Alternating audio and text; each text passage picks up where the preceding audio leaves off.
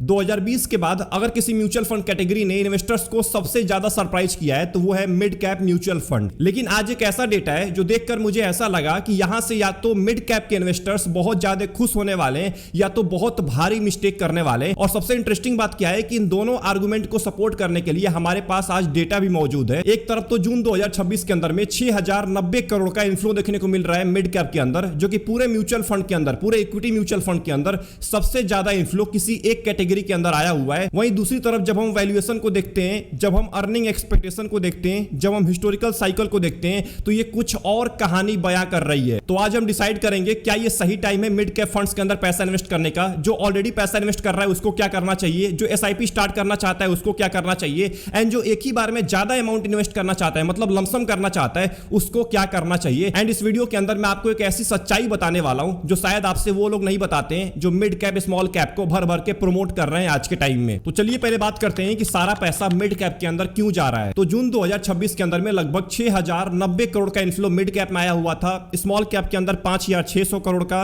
And flexi cap के अंदर 5200 करोड़ का। अब देखिए जो रिटेल इन्वेस्टर्स होते हैं वो पैसों से वोट करते हैं और अभी के टाइम में जो रिटेल इन्वेस्टर्स हैं ये मिड कैप को वोट कर रहे हैं। इसके पीछे का एक सिंपल रीजन है कि जब वॉर चल रहा था अमेरिका, ईरान, इजराइल के बीच में, उस टाइम पे ये सभी लोग क्या कर रहे थे ना कि फ्लेक्सी कैप के अंदर ज्यादा पैसा इन्वेस्ट कर रहे थे। इसीलिए आपने देखा होगा कि वॉर वाले महीनों के अंदर में फ्लेक्सी कैप के अंदर ज्यादा इन्फ्लो देखने को मिल रहा था। लेकिन जैसे ही वॉर खत्म हुआ, जैसे ही मार्केट के अंदर तेजी देखने को मिला है, जैसे ही मिड कैप स्मॉल कैप भागना स्टार्ट किया है, ये दोबारा मिड कैप के अंदर पैसा इन्वेस्ट करना स्टार्ट कर दिए हैं, स्मॉल कैप के अंदर पैसा इन्वेस्ट करना स्टार्ट कर दिए हैं। लेकिन एक बात का ध्यान रखिएगा, हिस्ट्री हमें बार बार बताती है कि अगर रिटेल इन्वेस्टर किसी कैटेगरी को लेकर ज्यादा अटैच हो चुका है, मतलब एक कैटेगरी के अंदर ज्यादा पैसा इन्वेस्ट कर रहा है, उस दिन से आपको केयरफुल हो जाने की जरूरत है, क्योंकि अब ये उस कैटेगरी को खा जाएंगे। देखिए प्रमोट करने वालों की कमी तो है नहीं, यूट्यूब के ऊपर भरे पड़े हैं जो मिड कैप स्मॉल कैप को प्रमोट किए जा रहे हैं। ऐसा लगता है कि उन्होंने सभी का जिम्मा लेके रखा हुआ है कि सभी लोग मिड कैप स्मॉल कैप में ही पैसा इन्वेस्ट करेंगे। अब वो वहां से प्रमोट करते हैं और जब मिड कैप स्मॉल कैप थोड़ा भी भागना स्टार्ट करता है ना, अब ये जो रिटेल इन्वेस्टर्स की भीड़ है ये उसके पीछे पड़ जाती है और उस कैटेगरी को बर्बाद ही कर देती है। इतना ओवर वैल्यूड कर देगी कि वो बबल क्रिएट होगा और एक भारी क्रैश आएगा और लंबे टाइम तक रिटर्न कुछ भी देखने को नहीं मिलता है। अब चलिए मैं आपको मिड कैप की रियलिटी दिखाता हूं जो सो कॉल्ड क्रिएटर्स आपको नहीं दिखा रहे होते हैं। चलिए आपसे मैं एक सवाल करता हूं, अगर मैं आपसे बोलता हूं कि एक मिड कैप का म्यूचुअल फंड है जो आने वाले 20 साल के अंदर में 15% से लेके 18% के बीच में CAGR देने वाला है, लेकिन कहानी में एक ट्विस्ट है, ये मिड कैप फंड कभी भी 50% क्रैश हो सकता है, तो क्या आप इस मिड कैप के अंदर पैसा इन्वेस्ट करेंगे? मुझे पता है कि 90% से भी ज्यादा ऐसे इन्वेस्टर हैं जिनका जवाब होगा हाँ हम पैसा इन्वेस्ट करेंगे, क्योंकि मुझे 18% का CAGR मिल रहा है 20 साल के अंदर में, 50% या 60% गिरावट तो मैं झेल ही लूंगा शॉर्ट टर्म के अंदर में। लेकिन आपको पता नहीं चला, यहीं से आपने गलत डिसीजन ले लिया है, क्योंकि मैंने आपको केवल रिटर्न दिखाया है और आप रिटर्न देख के भरोसा कर लिए कि ये मिड कैप 18% का रिटर्न तो दे ही देगा। और ये आप केवल नहीं करते हैं, ये भारत के मैक्सिमम इन्वेस्टर यही गलती कर रहे होते हैं। सोशल मीडिया के सो कॉल्ड इन्फ्लुएंसर आपको आके बता तो देते हैं कि स्मॉल कैप मिड कैप के अंदर 15% से ज्यादा CAGR मिलने वाला है, बाकी कैटेगरी तो बहुत बेकार होती है, बाकी कैटेगरी का कोई फायदा नहीं होता है, और आप उनकी बात को मान के सारा पैसा उठा के मिड कैप स्मॉल कैप में डाल देते हैं। चलिए एक बार चलते हैं 2018 के अंदर में और देखते हैं क्या हुआ था। ये टाइम है 2017 का, जब mid cap mutual fund superstar बने हुए थे इन्वेस्टर्स के, हर एक के जुबान पे केवल एक ही नाम था, मिड कैप फंड्स। एग्जैक्टली वैसा ही एक्साइटमेंट था जो आज के टाइम में मिड कैप और स्मॉल कैप का देखने को मिलता है। फिर आता है 2018 और मिड कैप इंडेक्स लगभग 30 से लेके 35% क्रैश कर जाता है, गिरावट देखने को मिलता है 30 से लेके 35% का। 75% ऐसे स्टॉक्स थे जिन्होंने निगेटिव रिटर्न दिया था, जिसमें वकरांजी लगभग 87% गिर चुका था, Reliance communication 57%, Adani power 49%, bank of India 45%, union bank of India 42%, और सबसे इंपॉर्टेंट ये भारी क्रैश का रीजन था हायर वैल्यूएशन, रूपी का नीचे गिरना डॉलर के मुकाबले, FII की सेलिंग करना और अर्निंग का वीक होना। इसने पूरे के पूरे मिड कैप इंडेक्स को हिला दिया था। उस टाइम मिड कैप और स्मॉल कैप इंडेक्स का पी रेशियो बहुत ही ऊपर चला गया था। मिड कैप इंडेक्स का पी रेशियो 50 टाइम्स ज्यादा ट्रेड कर रहा था और स्मॉल कैप इंडेक्स का पी रेशियो 100 टाइम्स ज्यादा ट्रेड कर रहा था, जो कि बिल्कुल सस्टेनेबल नहीं है मैक्रो एनवायरनमेंट के लिए। अब मेरे एक सवाल का जवाब दीजिए, क्या यहां पे फंड्स खराब थे? क्या म्यूचुअल फंड कैटेगरी खराब थी? ऐसा बिल्कुल नहीं है, केवल इन्वेस्टर्स का एक्सपेक्टेशन बहुत ज्यादा बढ़ गया था मिड कैप और स्मॉल कैप को लेके, इसीलिए खूब पैसा इन्वेस्ट कर रहे थे, लेकिन अर्निंग हो ही नहीं पा रही थी। और ये आम तौर पे देखने को मिलता है मिड कैप स्मॉल कैप के अंदर, क्योंकि वो उतनी बड़ी कंपनीज नहीं है जो आपके सारे पैसे को सोख पाए। मजबूरी में फंड मैनेजर को एक ही कंपनी के अंदर बार बार पैसे को इन्वेस्ट करना पड़ता है, इसके वजह से उनका प्राइस बूस्टअप होता है, लेकिन अर्निंग उतने तेजी के साथ नहीं बढ़ पाती है। यही एक बबल क्रिएट क्रिएट होता है, और जब बबल क्रिएट होता है ना, और जब बस्ट होता है तो एक भारी क्रैश देखने को मिलता है। और जब क्रैश आता है तो ये दिमाग में ख्याल आएगा ही नहीं कि 15 साल के बाद, 20 साल के बाद मेरे को 18% का CAGR मिलेगा, 15% का CAGR मिलेगा। ये ख्याल आएगा ही नहीं। ये तब समझ में आता है जब 50%, 60% हमारा म्यूचुअल फंड नीचे गिर जाता है, तब धज्जियां उड़ जाती हैं पोर्टफोलियो की। 10 लाख का पोर्टफोलियो हो सकता है 5 लाख हो जाए, 6 लाख हो जाए। उस टाइम पे बस इतना ख्याल आता है कि कैसे करके मैं इस पैसे को बचा लूं, नहीं तो ये सारा का सारा पैसा भी खत्म हो जाएगा। यही कहानी 2020 यानी कि कोविड के टाइम में भी थी। कुछ ही हफ्तों के अंदर में पोर्टफोलियो लगभग 35 से लेकर 40% तक नीचे गिर गया था। अब सोचिए, जिस इंसान ने जनवरी 2020 के अंदर में मिड कैप के अंदर पैसा इन्वेस्ट किया होगा 10 लाख रुपए, कुछ ही हफ्तों के अंदर में उसके पोर्टफोलियो की वैल्यू 10 लाख से 6 लाख रुपए हो गई होगी। अब सोचिए उस इंसान के ऊपर क्या बीत रहा होगा जो पहली बार मार्केट में एंट्री किया था ये सोच के कि मैं यहां से पैसा बनाऊंगा, उसका पोर्टफोलियो 40% ही गायब हो गया। अब वो पैसा क्यों नहीं निकालेगा? उस टाइम पे उसके माइंड में ये बिल्कुल ख्याल नहीं आएगा कि उस यूट्यूबर ने क्या बताया था कि 15 साल 20 साल के बाद मेरे को 15% का CAGR मिलेगा। वो ख्याल उसके माइंड में नहीं आएगा। बस इतना ख्याल आता है कि वो 6 लाख रुपए जो बचा हुआ है ना, उसको कैसे करके मैं बचा लूं। इसीलिए आप उनकी वीडियोस देखना बंद करिए जो आपको भर भर के मिड कैप और स्मॉल कैप में इन्वेस्ट करने के लिए बोल रहे होते हैं। उनकी वीडियोज अगर आप देखेंगे तो आप अपने पैर के ऊपर कुल्हाड़ी मार रहे हैं। इसीलिए सर्वाइवल के ऊपर ज्यादा फोकस करिए रिटर्न के मुकाबले। वैसे वैल्यूएशन और कैटेगरी सिलेक्शन जैसे टॉपिक ही हैं जिसके वजह से म्यूचुअल फंड इंडस्ट्री में नॉलेजेबल प्रोफेशनल्स की डिमांड बहुत ज्यादा बढ़ती जा रही है। आज भारत में करोड़ों लोग SIP कर रहे हैं, लेकिन उनमें से बहुत ही कम लोग हैं जो मार्केट और कैटेगरी को डीपली समझ पाते हैं। इसीलिए एक ऐसे इंसान की जरूरत है म्यूचुअल फंड इंडस्ट्री को जो इन्वेस्टर्स को गाइड कर पाए, जिसका नाम है म्यूचुअल फंड डिस्ट्रीब्यूटर। अगर आप एक ऐसे इंसान है जो म्यूचुअल फंड फील्ड के अंदर अपने कैरियर को बिल्ड करना चाहते हैं तो आपको एक छोटा सा एग्जाम देना पड़ता है जिसका नाम है NISM सीरीज 5A। लेकिन एग्जाम के लिए आपको तैयारी करना पड़ेगा, और तैयारी करने में आपकी वीडियो के माध्यम से हेल्प करने में आपकी बहुत ज्यादा हेल्प करने वाला है एसेट प्लस एकेडमी। मैंने इस एग्जाम को 2 बार दिया हुआ है, इसलिए मैं चाहता हूं कि जितने लोग म्यूचुअल फंड के अंदर पैसा इन्वेस्ट करते हैं इस एग्जाम को जरूर दें। इस एग्जाम को देने का मोटिव केवल बिजनेस करना नहीं है, म्यूचुअल फंड डिस्ट्रीब्यूटर बनना नहीं है। इस एग्जाम को देने का एक और मोटिव है कि आपके पास म्यूचुअल फंड की भरपूर नॉलेज आ जाएगी, आपके पास एक सर्टिफिकेट आ जाएगा।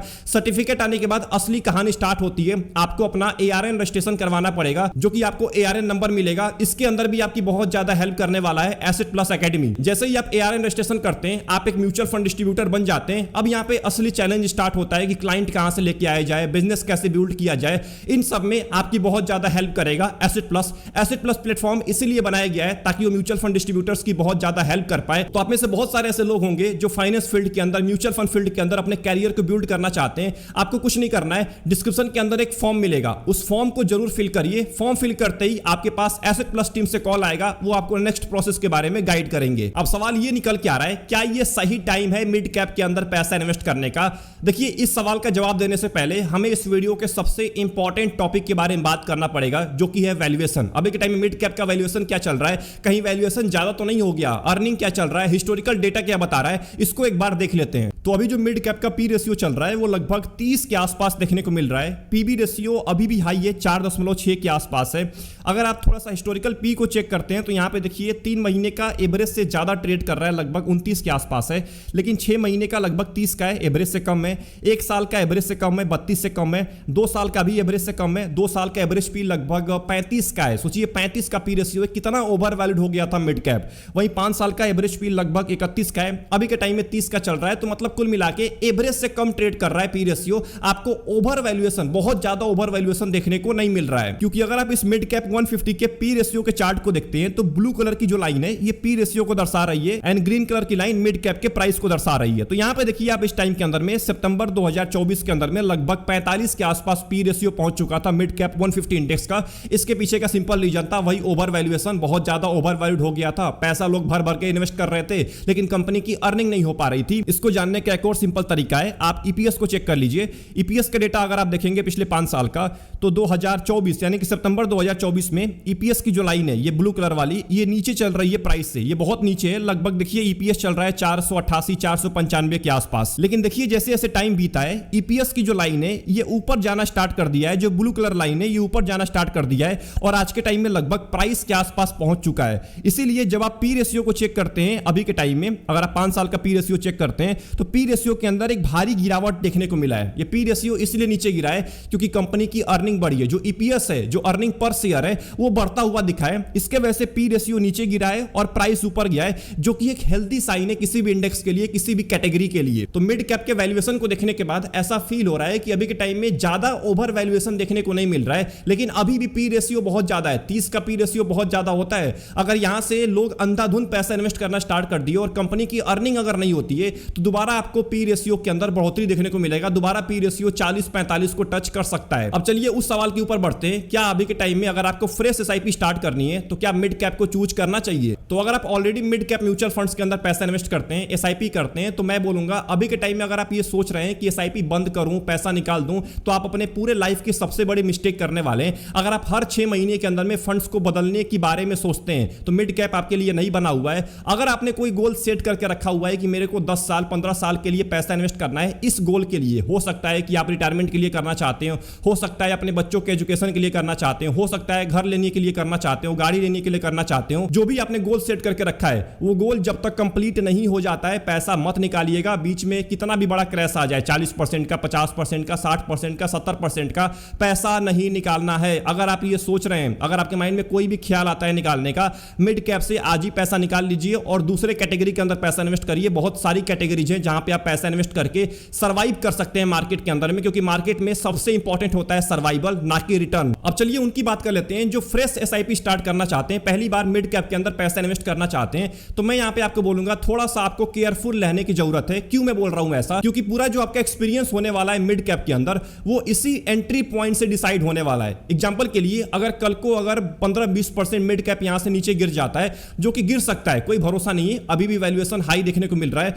तो अगर यहां से कल को 15-20% नीचे गिर जाता है तो आपका जो एक्सपीरियंस होगा मिड कैप का वो बहुत ज्यादा खराब होने वाला है। मिड कैप के अंदर मैं आपको फ्रेश एसआईपी स्टार्ट करने के लिए तो नहीं बोलूंगा। हां, अगर आप डाइवर्सिफाई करना चाहते हैं पोर्टफोलियो को, कुछ पैसा फ्लेक्सी कैप के अंदर, कुछ पैसा मिड कैप में, कुछ पैसा स्मॉल कैप में, तो आप मिड कैप के अंदर 15 से लेकर 20% का एलोकेशन रख सकते हैं। सारा पैसा तो मैं बिल्कुल नहीं बोलूंगा और कभी नहीं बोलूंगा, ना मैं बोलता हूं कभी कि आप सारा पैसा उठा के मिड कैप स्मॉल कैप में डाल दीजिए। एंड आखिरी में उनके बारे में बात कर लेते हैं जो लमसम करना चाहते हैं मिड कैप के अंदर अभी के टाइम में। तो मैं तो बोलूंगा आप लमसम मत करिए। मिड कैप लमसम के लिए पहली बात तो बना नहीं होता है, अभी भी वैल्यूएशन हाई है। इसके वजह से मैं आपको ये नहीं बोलूंगा कि आप हाईयर वैल्यूएशन पे लमसम करिए। लमसम तब करना होता है जब मिड कैप का वैल्यूएशन बिल्कुल परफेक्ट हो जाए, पी रेशियो 25 से कम हो जाए, तब आप लमसम करने के बारे में सोच सकते हैं। अभी वैल्यूएशन हाई है तो लमसम को इग्नोर करिए और एसआईपी के ऊपर ज्यादा फोकस करिए। लमसम की जगह पे आप एसआईपी करना स्टार्ट करिए मिड कैप के अंदर, वो आपके लिए ज्यादा फायदेमंद हो सकता है। एंड अगर आपके पास लमसम अमाउंट है, अगर आप लमसम करना चाहते हैं मार्केट के अंदर में, तो उस कैटेगरी के अंदर पैसा इन्वेस्ट करिए जिसका वैल्यूएशन कम है, जैसे लार्ज एंड मिड कैप हो गया। लार्ज एंड मिड कैप का परफेक्ट वैल्यूएशन है। या निफ्टी 500 वाले कोई म्यूचुअल फंड के अंदर पैसा इन्वेस्ट करिए जो निफ्टी 500 को फॉलो करते हैं, जहां पे पूरा मार्केट कवर हो जाता है, क्योंकि लमसम आप शॉर्ट टर्म के लिए करते हैं, एसआईपी आप लंबे टाइम के लिए करते हैं, 15 साल 20 साल के लिए, 10 साल के लिए। तो मिड कैप स्मॉल कैप के अंदर आप एसआईपी स्टार्ट कर सकते हैं, लेकिन कितना स्टार्ट करना है, कितना परसेंट एलोकेशन रखना है, मैंने आपको बता दिया है। तो आई होप आपको यहां तक आइडिया हो गया होगा कि मिड कैप में क्या चल रहा है, मिड कैप में किसको इन्वेस्ट करना चाहिए, किसको नहीं करना चाहिए, आपको एसआईपी स्टार्ट करना चाहिए कि लमसम स्टार्ट करना चाहिए। अगर आपके माइंड में कोई भी डाउट चल रहा है मिड कैप को लेके तो कमेंट खाली पड़ा हुआ है, टाइप करना मत भूलिएगा, अपना ओपिनियन शेयर करना मत भूलिएगा उनके लिए जो आपको बोल रहे होते हैं कि सारा पैसा उठा के मिड कैप स्मॉल कैप में डाल दो, बिना सोचे समझे, बिना इन्वेस्टर्स के रिस्क को जाने, बिना उसके गोल को जाने। वो सबको ये सलाह दे रहे होते हैं कि आप भी इन्वेस्ट करो, क्योंकि 15-20 साल के बाद तो 15% का 18% का CAGR मिल जाएगा, जो कि बिल्कुल बेवकूफी वाली बात है। इनकी बात अगर आप नहीं माने ना तो आपके लिए सबसे बेटर होने वाला है, अपने गोल और रिस्क के अकॉर्डिंग अपने आप को देखिए एक बार कि आप किस लायक हैं, आपके लिए कौन सा फंड सही है, उसको चूज करिए, ना कि जो आपको यूट्यूब पे आके इंस्टाग्राम पे आके बोल रहा है उसकी बात मानिए। वीडियो पसंद आई, वीडियो को जरूर लाइक कर दीजिएगा एंड चैनल को जरूर सब्सक्राइब करिए। ऐसी इंपॉर्टेंट वीडियोज आपके लिए रेगुलर बेसिस पे आती रहती है, आपकी आंखों को खोलने की कोशिश करता हूं। सब्सक्राइब करना मत भूलिएगा। मिलते हैं नेक्स्ट इंपॉर्टेंट वीडियो के अंदर, अपना ध्यान रखिए, best of luck, take care.